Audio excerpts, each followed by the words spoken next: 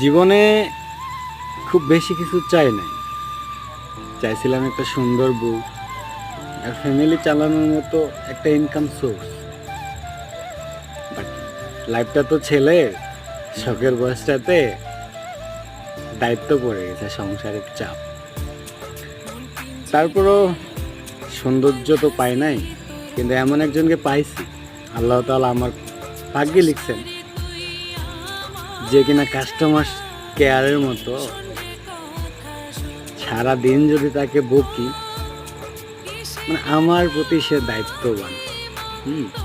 সে আমার কেয়ার করে, তাকে বকা দিলেও সে কিছু বলে না, চুপচাপ সহ্য করে। কিছুক্ষণ পরে দেখবেন সে নিজেই আমার কি লাগবে না লাগবে আমার পিছনে পড়ে আছে।